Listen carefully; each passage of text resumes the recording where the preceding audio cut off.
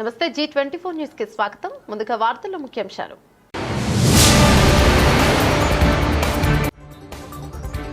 June 2న ప్రతి మండలంలో రాజీవ్ యువ వికాస పథకం లబ్ధిదారులకు పత్రాలు ఇస్తాం. Deputy CM Bhatti Vikramarka.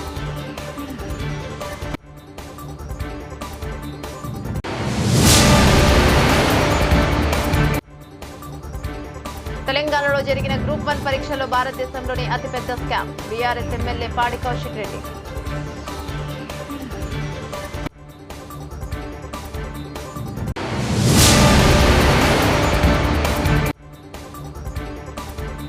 ఎస్సీల సంక్షేమానికి 20,000 కోట్లకు పైగా ఖర్చు చేయనున్నామన్నారు CM Chandrababu Naidu.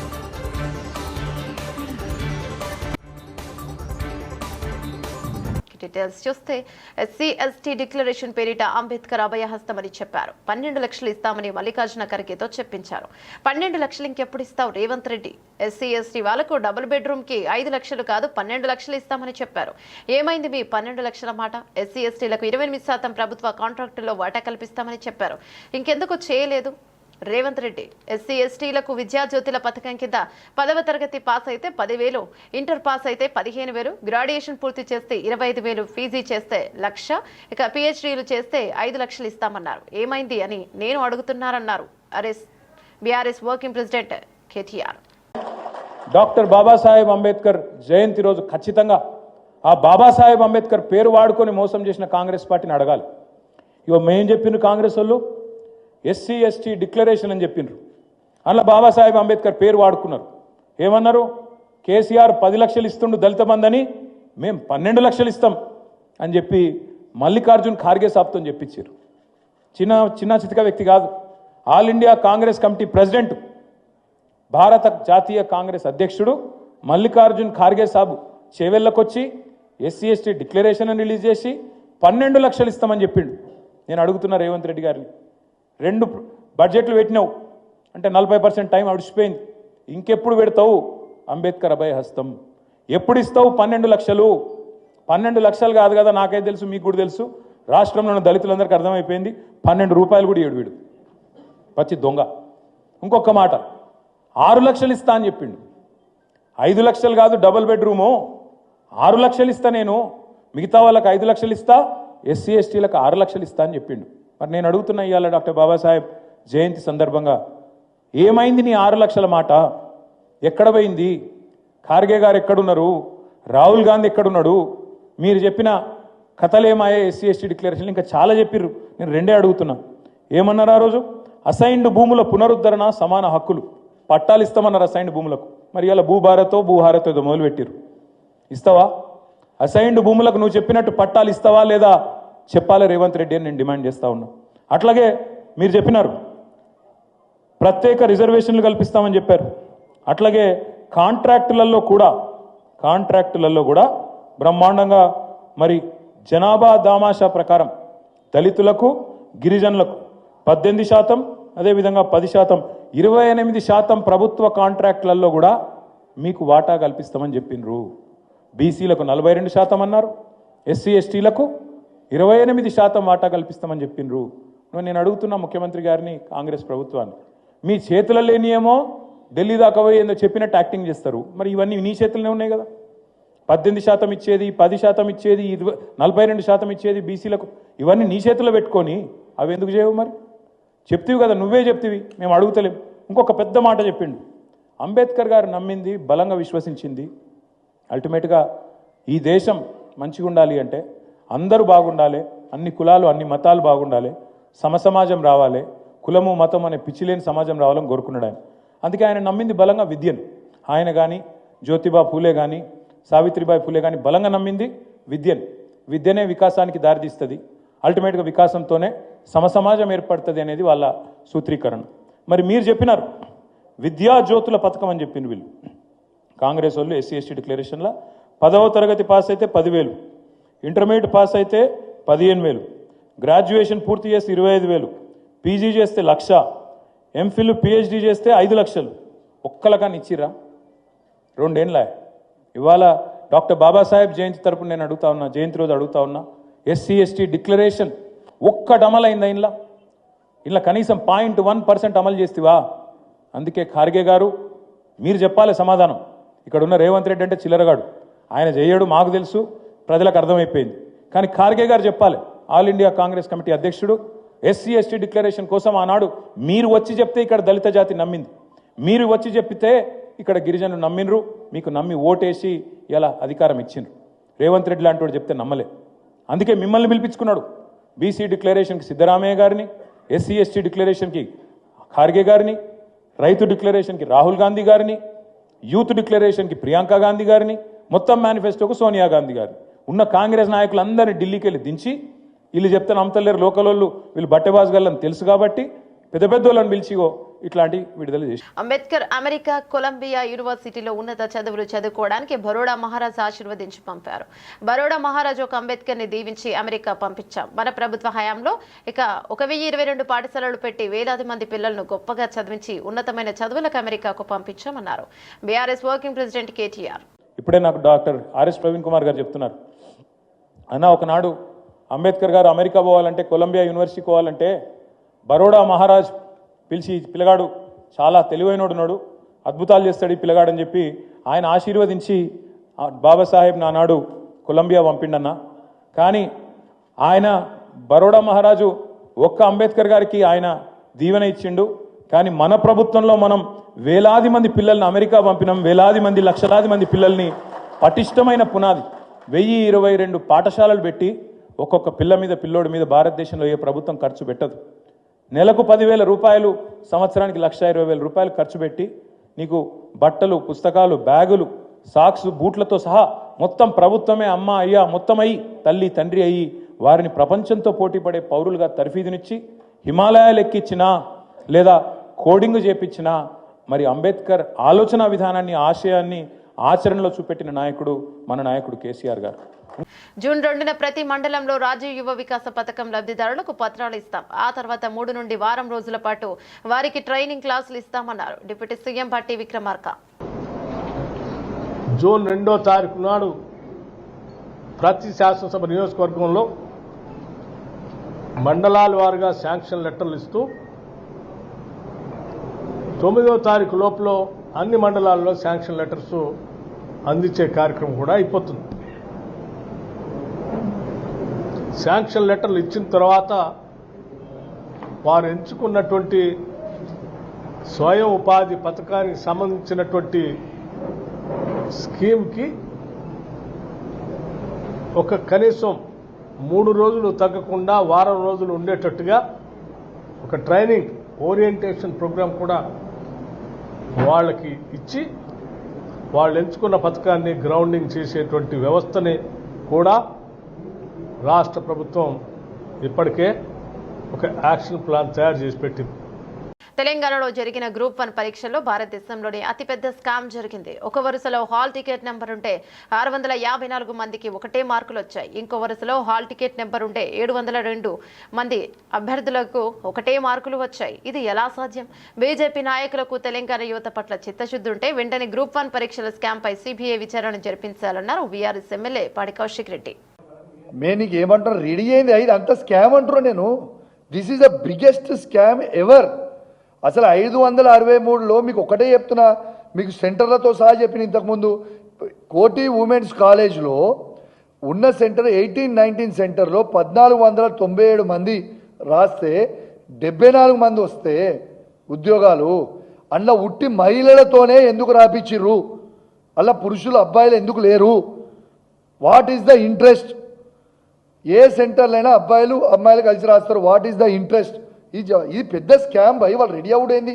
This is the scam. ఇది మొత్తం క్యాన్సిల్ చేయాలంటారు. నేను ఇవాళ హాల్ టికెట్ నెంబర్ 472 471 చెప్పిన అందరికీ 654 మంది అందరికీ సేమ్ మార్క్స్ ఉంటాయి. అబ్బాయి ఎక్కడన్నా ఇంకొక హాల్ టికెట్ నెంబర్ చెప్పిన 201 నుంచి ఏదో చేంజ్ హాల్ టికెట్ నెంబర్ చెప్పిన అది 702 మందికి సేమ్ మార్క్స్ ఉంటాయా?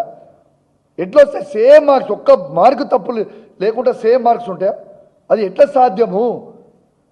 ఇది 100% this is the biggest scam in Telangana. 100% ఇది ఖచ్చితంగా రద్దు చేయాలి. దీని మీద జ్యుడిషియరీ ఎంక్వైరీ అయినా చేయాలి, లేకుంటే సిబిఐ ఎంక్వైరీ అయినా చేయాలి. ఈ రాష్ట్రంలోనే కేంద్ర హోంమంత్రి కేంద్ర హోంమంత్రి ఈ రాష్ట్రం నుంచే ఉన్నారు బండి సంజయ్ గారు. మీ బీజేపీ పార్టీకి చిత్తశుద్ధి ఉంటే దీని మీద సిబిఐ ఎంక్వైరీ అయ్యండి అంటున్నా నేను. కంచె గచ్చిబౌలి భూములపై మోదీ సంచలన వ్యాఖ్యలు. హైదరాబాద్ కంచె గచ్చిబౌలి భూముల వ్యవహారంపై ప్రధాని మోదీ సంచలన వ్యాఖ్యలు చేశారు. ప్రభుత్వం అడవులను బుల్డోజర్లతో ధ్వంసం చేస్తోందన్నారు. ఒకవైపు తాము పర్యావరణాన్ని పరిరక్షిస్తుంటే కాంగ్రెస్ వన్యప్రాణులు ప్రకృతిని నాశనం చేస్తోందని ధ్వజమెత్తారు. ప్రజలకిచ్చిన హామీలను విస్మరించిందన్నారు. మరోవైపు కర్ణాటకలో అన్నింటి ధరలు విపరీతంగా పెంచేస్తోందని, కాంగ్రెస్ మోడల్ విఫలమైందని వ్యాఖ్యానించారు. हमारे लिए राजनीति सत्ता सुख का नहीं, सेवा का माध्यम है. जनता की भी सेवा का माध्यम और देश की सेवा का भी माध्यम. इसलिए भाजपा जो कहती है उसे डंके की चोट पर करती भी है. हरियाणा में तीसरी बार सरकार बनने के बाद हम लगातार आपसे किए वायदे पूरे कर रहे हैं. लेकिन कांग्रेस शासित राज्यों में क्या हो रहा है? जनता से पूरा विश्वासघात. पड़ोस में देखिए हिमाचल में जनता कितनी परेशान है. विकास के, जन कल्याण के सारे काम ठप पड़े हैं. कर्नाटका में बिजली से लेकर दूध तक, बस किराए से लेकर बीज तक हर चीज महंगी हो रही है. मैं सोशल मीडिया पर देख रहा था, कर्नाटका में कांग्रेस सरकार ने जो महंगाई बढ़ाई है, भांति भांति के टैक्स लगाए हैं. सोशल मीडिया में लोगों ने बड़ा आर्टिकुलेट किया है और उन्होंने कहा है, और ए टू जेड पूरी एबीसीडी और हर अक्षर के साथ कैसे कैसे उन्होंने टैक्स बढ़ाए उसका ए टू जेड पूरा लिस्ट बना करके ये कर्नाटक की कांग्रेस सरकार की पोल खोल के रखी है. खुद वहां के मुख्यमंत्री के करीबी कहते हैं कि कांग्रेस ने कर्नाटका को करप्शन में नंबर 1 बना दिया. साथियों, तेलंगाना की कांग्रेस सरकार भी जनता से किए वादे भूल गई है. वहां कांग्रेस, वहां की सरकार जंगलों पर बुलडोजर चलवाने में व्यस्त है. प्रकृति को नुकसान, जानवरों को खतरा, यही है कांग्रेस की कार्यशैली. हम यहां कचरे से गोवर्धन बनाने के लिए मेहनत कर रहे हैं और वो बने बनाए जंगलों को उजाड़ रहे हैं. यानी सरकार चलाने के 2 मॉडल आपके सामने हैं. एक तरफ कांग्रेस का मॉडल है जो पूरी तरह झूठ साबित हो चुका है, जिसमें सिर्फ कश्मीर कुर्सी के बारे में सोचा जाता है. दूसरा मॉडल बीजेपी का है जो सत्य के आधार पर चल रहा है, बाबा साहब आंबेडकर ने दी हुई दिशा पर चल रहा है, संविधान की मर्यादाओं को सर आंखों पर चढ़ा के चल रहा है. और सपना है विकसित भारत बनाने के लिए प्रयास करना. आज यहां यमुनानगर में भी हम इसी प्रयास को आगे बढ़ता देखते हैं. साथियों, मैं आपसे एक और अहम विषय की चर्चा करना चाहता हूं. कल देश ने वैशाखी का पर्व मनाया है.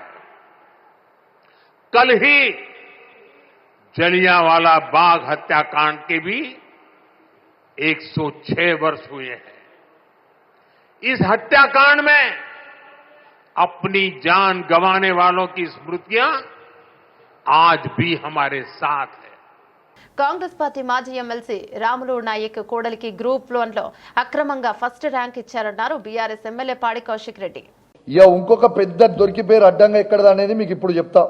ఇక దొరికిపోయింది ఎక్కడ అంటే ఈ సెంటర్ నంబర్ 19లో కాంగ్రెస్ పార్టీ, ఇది నా నా నా ప్యూర్ నా అభిప్రాయం, నాకున్న పెద్ద అనుమానం, ఇది నా అనుమానమే కాదు, ఈ రాసిన 21,093 మంది ఉన్న ప్రతి ఒక్కరి అనుమానం. ఇవాళ మీకు చెప్తా ఉన్నాను, ఈడ రెడ్ హ్యాండెడ్ దొరికిపోయినరు. ఇవాళ కాంగ్రెస్ పార్టీ మాజీ ఎమ్మెల్సీ రాముల్ నాయక్ వారి కోడలు ఆమెకి ర్యాంకు 206 వచ్చింది. ఆమె సెంటర్ ఎంత? ఆమె సెంటర్ నంబర్ 19, అంటే కోటి ఉమెన్స్ కాలేజ్లో సెంటర్ నంబర్ 19లో ఆమెకు ఉంటుంది. ఈమెది 206 ర్యాంక్ ఈమెకు వచ్చింది. ఎస్టీలలో చూస్తూ ఉంటే ఈమెకి నంబర్ 1 ర్యాంక్ వచ్చింది. ఈ ఎక్స్ట్రా ఉన్న 21,093 మంది కాకుండా ఎక్స్ట్రా ఉన్న 10 మందిలో ఏదైతే వీళ్ళు రిజల్ట్ అనౌన్స్ చేసిర్రో 21,103 మందికి, దాంట్లో రాముల్ నాయక్ కాంగ్రెస్ ఎమ్మెల్సీ గారి కోడలికి ఇచ్చిర్రు అనేది నా పూర్తి అనుమానం. ఇది కూడా మళ్ళీ సెంటర్ తన ఎగ్జామ్ ఎక్కడ రాస్తుంది? సెంటర్ నంబర్ 19లో కోటి ఉమెన్స్ కాలేజ్లో, ఎక్కడైతే కేవలం అమ్మాయిలే రాస్తారో ఆడ అబ్బాయిలు ఉండరు. మరి దీనికి ఖచ్చితంగా జవాబు చెప్పాల్సిన అవసరం ఉన్నది. దళితుల విద్య, ఆర్థిక సామాజిక అభ్యున్నతికి పాటుపడుతున్నామన్నారు సీఎం చంద్రబాబు నాయుడు. ప్రతి నెల మీటింగులు పెట్టాం, గ్రామాల్లో అధికార యంత్రాంగాన్ని పంపించాం, ఎస్ఐని పంపించాం, తహసీల్దార్ని పంపించాం, కలెక్టర్ని వెళ్ళమన్నాను. ఎక్కడ కూడా దాడులు చేయడానికి వీలు లేదు. దళితుల హక్కులు కాపాడమని ఆదేశాలు ఇచ్చాను. అలాంటివి చేసిన తర్వాత ఈ రోజు నాకు ఎక్కడ కంప్లైంట్ రావడం లేదు. ఈ రోజు నేను కూడా ఎస్సీ కుటుంబంలో కూర్చొని వాళ్ళు చేసిన పలహారం తీసుకొని వచ్చినప్పుడు ప్రతి ఒక్కరికి ఇది ఒక మెసేజ్. ఎందుకు చెప్తున్నానంటే మనలో కూడా మానవత్వం ఉండాలి. మనుషులందరూ సమానమే. ఇప్పుడు ఒక అమ్మాయిని చూశారు, రత్నలత, ఆస్ట్రేలియాలో చదువుకొని ఆడ ఉద్యోగం వచ్చింది. ఆ అమ్మాయిని చూస్తే అందరి పిల్లలతో సమానంగా ముందుకు పోయింది. ఇంకో పక్క అనిల్ చూశారు, కెనడాలో ఉద్యోగం చేస్తున్నాడు, 60-70 లక్షలు సంపాదిస్తున్నాడు. ఇప్పుడు అతన్ని అక్కడ ఎస్సీగా ఎవరు చూడరు. ఇక్కడ అనాగరిక ప్రపంచంలో ఒకప్పుడు ఇవన్నీ ఉన్నాయి, అవన్నీ రూపుమాపాం. ఇంకో పక్క ఒక్క విషయం మీరు గుర్తుపెట్టుకోవాలి. ఇప్పుడే మా మంత్రి గారు చెప్పారు, మొన్న ఇంటర్మీడియట్ రిజల్ట్స్ వస్తే 94% రిజల్ట్స్ వచ్చింది సోషల్ వెల్ఫేర్ హాస్టల్స్ నుంచి, రెసిడెన్షియల్ స్కూల్స్ నుంచి. అంటే దీని ఉద్దేశం ఏంటి? ఎస్సీ పిల్లల్లో తెలివితేటలు ఉన్నాయా లేదా అని మిమ్మల్ని అడుగుతున్నా. ఇలాంటి పిల్లల్ని చదివించాలని నిర్ణయం చేసింది ఎన్టీ రామారావు గారు చేశారు. రెసిడెన్షియల్ స్కూల్స్ పెట్టారు. వీళ్ళు మట్టిలో మాణిక్యాలు. ఈ పిల్లల్ని బాగా చదివిస్తే ప్రపంచాన్ని శాసిస్తారనే ఉద్దేశంతో రెసిడెన్షియల్ స్కూల్స్ పెట్టారు. నేను కూడా ఆలోచిస్తున్నా, అనేక ప్రయత్నాలు చేశా. మళ్ళీ మీ అందరికి హామీ ఇస్తున్నాను, భవిష్యత్తులో ఎస్సీ పిల్లలందరూ చదువుకునేట్టుగా రెసిడెన్షియల్ స్కూల్స్ పెట్టి వాళ్ళ జీవితాలను మార్చే పరిస్థితి తెలుగుదేశం ప్రభుత్వం తీసుకుంటాం, ఎన్డీఏ ప్రభుత్వం తీసుకుంటాం. ఒక్కసారి ఆ ఇద్దరి పిల్లలను చూశారు. ఆ ఇద్దరి పిల్లలకి చదివించాం. సరైన సమయంలో నేను ఒక 10 లక్షలు ఇచ్చాను. రత్నలత తండ్రి ఇక్కడ ఎంత ఆనందం పడ్డాడంటే భావోద్వేగం చూశారు. మీరు నా కూతుర్ని చదివించలేకపోయాను, సరైన సమయంలో మీరు 10 లక్షలు ఇచ్చారు. ఆపద్ బాంధవుడిగా, మార్గదర్శకుడిగా ఆదుకున్నారు. ఇప్పుడు నా కూతురు జీవితం బాగుపడింది, ఆ అమ్మాయి నన్ను చూసుకుంటుందని కళ్ళ నీళ్లు పెట్టుకున్నాడు. ఆనంద బాష్పాలుగా వచ్చాయి. అది చూసినప్పుడు నా జీవితం చరితార్థం అనుకుంటున్నా, ఆనందపడుతున్నా. ఇలాంటి పనులు చేసినప్పుడు ఉండే తృప్తి సమాజంలో దేని మీద రాదని కూడా మీ అందరికి తెలియజేస్తున్నా. ఎస్సీల సంక్షేమానికి 20,000 కోట్లకు పైగా ఖర్చు చేయనున్నామన్నారు సీఎం చంద్రబాబు నాయుడు. ఎస్సీ ఎస్టీల కోసం ప్రత్యేకంగా ఎస్సీ సంక్షేమానికి 20,281 కోట్ల రూపాయలు ఖర్చు పెట్టబోతున్నాం. సబ్ ప్లాన్ తీసుకొచ్చాం. దీని వల్ల మీ జీవితాల్లో మార్పు తీసుకురావడానికి ఈ ప్రభుత్వ కార్యక్రమాలు చేపడతామని చెప్పి కూడా నేను మీకు తెలియజేస్తున్నా. ఇందులో ఎస్సీ రైతులు ఉంటారు, వాళ్లకు 1,300 కోట్లు ఖర్చు పెడుతున్నాం. హార్టికల్చర్ చేసుకునే ఎస్సీల కోసం 130 కోట్లు ఖర్చు పెడతాం. ఇండ్లు కట్టుకోవడానికి 1,253 కోట్లు ఖర్చు పెడతాం. అదే మరిగా గ్రామాల్లో అభివృద్ధికి ఒక 1,200 కోట్లు ఖర్చు పెడతాం. జల్ జీవన్ మిషన్ లో 478 కోట్లు ఖర్చు పెడతాం. ఎవరైతే 1,241 ఎస్సీ సంక్షేమ హాస్టల్లో రెసిడెన్షియల్ స్కూల్స్ చదువుకుంటున్నారో దగ్గర 2,35,600 మంది ఉన్నారు. వారికి 1,331 కోట్లు ఖర్చు పెడుతున్నాం. వీళ్ళందరికీ హామీ ఇస్తున్నా, తొందరలోనే వీళ్ళని తొందరలో రెసిడెన్షియల్ స్కూల్స్ లో ఎస్సీ పిల్లలను చదువుకునే విధంగా మెరుగైన భోజనమే కాకుండా నాణ్యమైన విద్య ఇచ్చే పరిస్థితి తీసుకొస్తామని కూడా నేను మీకు తెలియజేస్తున్నా. నేను ఒక ఎకనామిక్ కార్యక్రమానికి కూడా నాంది పలికాను. అది కూడా ఇప్పుడే నేను మాట్లాడతాను. ఏం చేయబోతాం కూడా చెప్తాం. ప్రభుత్వం సబ్సిడీ ఇస్తాం, లబ్ధిదారుని ఎంపిక చేస్తాం, మీ ఆదాయాన్ని పెంచే కార్యక్రమం తీసుకొస్తాను. దీనికి తోడుగా P4 కూడా తీసుకొస్తామని చెప్పి కూడా నేను మీకు తెలియజేస్తున్నా. ఇప్పటికే మీరు చూస్తే 21 లక్షల పేద ఎస్సీ ఎస్టీ కుటుంబాలున్నాయి. వీళ్ళందరి కోసం 200 యూనిట్లు కరెంటు ఉచితంగా ఇస్తున్నాం. ఇప్పుడు కొత్తగా ఒక స్కీమ్ తీసుకొచ్చాను. మీ ఇంటి పైన సోలార్ ప్యానెల్స్ పెట్టి కరెంటు ఉత్పత్తి చేసి మీరు వాడుకునే 200 యూనిట్లు వాడుకుని మిగిలిన కరెంటు డిపార్ట్మెంట్ కి ఇస్తే యూనిట్ కి ₹2.09 మీకు డబ్బులు కూడా ఇస్తాం. దీనివల్ల మీ ఆదాయం పెరుగుతుంది. నెలకు గాని మీరు 100 యూనిట్లు ఇస్తే ₹210 ప్రతి నెల మీ అకౌంట్లకి డబ్బులు వచ్చే పరిస్థితి వస్తుంది. దీనివల్ల కూడా మీకు ఒక వెసులుబాటు వస్తుంది. సంవత్సరానికి 2,500 నుంచి ₹3,000 అదనపు ఆదాయం వస్తుందని చెప్పి కూడా నేను మీకు తెలియజేస్తున్నా. ఎస్సీ ఎస్టీ కుటుంబాలు ఇల్లు కట్టుకోవాలంటే ₹50,000 అదనంగా డబ్బులు ఇస్తామని చెప్పి కూడా నేను మీకు తెలియజేస్తున్నా. దీనికి కూడా 782 కోట్లు అవుతుంది. భూ కబ్జాలకు పాల్పడుతున్న కేంద్ర మంత్రి కిషన్ రెడ్డి ముఖ్య అనుచరుడు.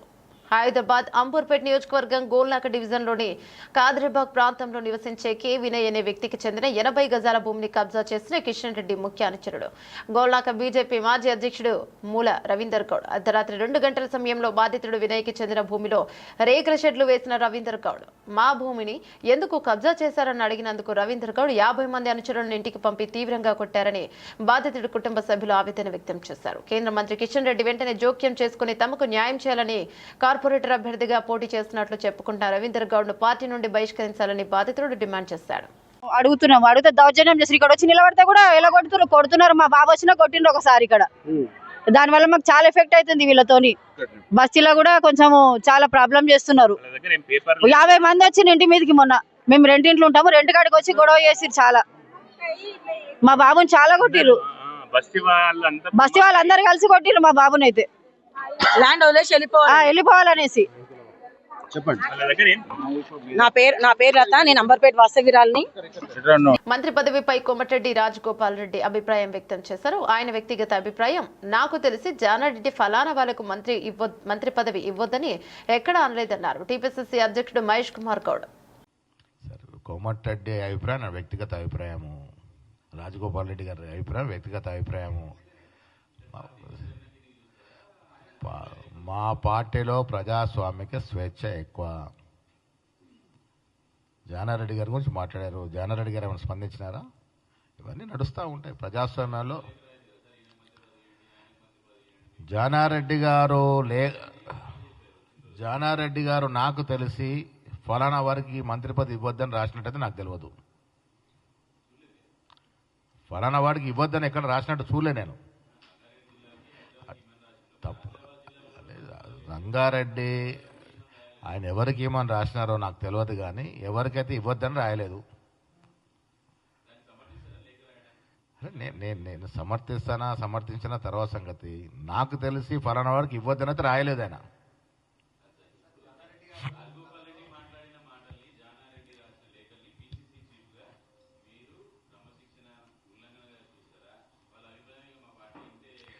సరే, ఇప్పుడు మనము మాట్లాడేటప్పుడు నిజంగా కూడా గీత దాటితే క్రమశిక్షణ చర్యలు ఉంటాయి. అది పరిశీలిస్తాము. గీత దాటిండా దాటలేదని తర్వాత ఆలోచిస్తాము. నమస్తే, G24 న్యూస్ కి స్వాగతం. మంత్రి పదవుల కోసం కాంగ్రెస్ లో కుమ్ములట. మంత్రి పదవి ఇవ్వండి మహాప్రభు అంటూ బీజేపీకి వెళ్లొచ్చిన వారు అడుగుతున్నారన్నారు. అలాగే ఓ కుటుంబం తనకు మంత్రి పదవి రాకుండా గొంతుకొస్తోందంటూ సంచలన వ్యాఖ్యలు చేసిన ఎమ్మెల్యే ప్రేమ్ సాగర్. ఐటీ మంత్రి ప్రేమ్ సాగర్ రావు గారు మాట్లాడతారు. Sorry for interference. ఒకటే విషయం మాట్లాడుతున్నాను.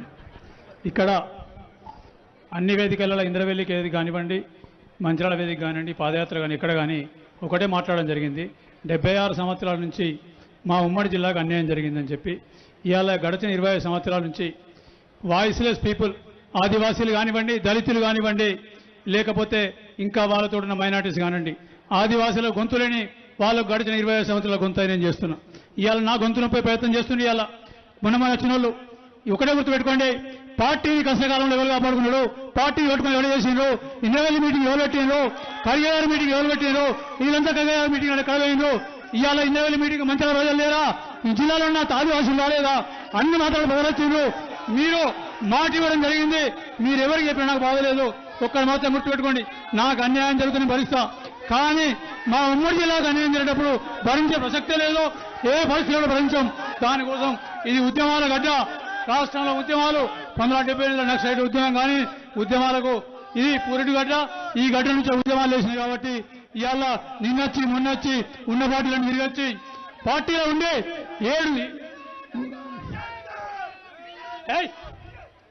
7 రోజులు బెల్లంపల్లి ఒక పాదయాత్ర వేస్తే కనీసం 7 నిమిషాలు కూడా రాలేదు. వాళ్ళు ఇవాళ మంత్రి గురించి మాట్లాడుతున్నారు. ఇవాళ ఆ దినం ఖార్గే గారి సభకు కూడా రాలేదు, కనీసం మంది తెచ్చు సంగతి వేరు, వాళ్ళు కూడా మంత్రి పదవి అడుగుతారు.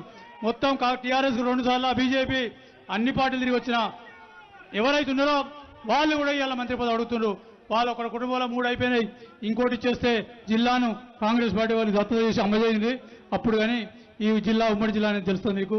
ఇవాళ నా ఆదివాసీలు, నా దళితులు, నా మైనార్టీ సోదరులు గొంతులేని వాళ్ళ గొంతు నేను ఉన్నా కాబట్టి ఖచ్చితంగా వాళ్ళందరి గొంతుకనే ఉన్నా, నా గొంతు కొడిస్తే వాళ్ళందరి గొంతులు పోతాయి కాబట్టి ఖచ్చితంగా వాళ్ళ కోసమన్నా దేనికైనా సిద్ధంగా ఉన్నా. ఈ అవకాశం ఇచ్చిన వార్తలు ముగించే ముందు ముఖ్యాంశాలు మరోసారి.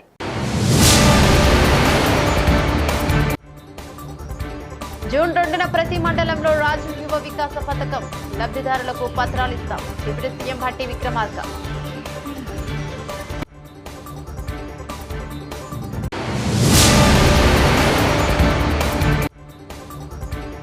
తెలంగాణలో జరిగిన గ్రూప్ 1 పరీక్షలో భారతదేశంలోని అతిపెద్ద స్కామ్. బీఆర్ఎస్ ఎమ్మెల్యే పాడి కౌశిక్ రెడ్డి.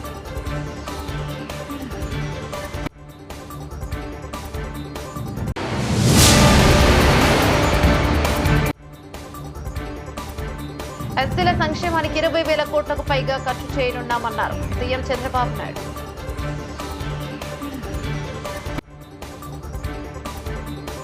ఇవి నాటి వార్తా విశేషాలు. తిరిగి మరిన్ని వార్తలతో మళ్ళీ కలుద్దాం. అంతవరకు సెలవు. నమస్తే.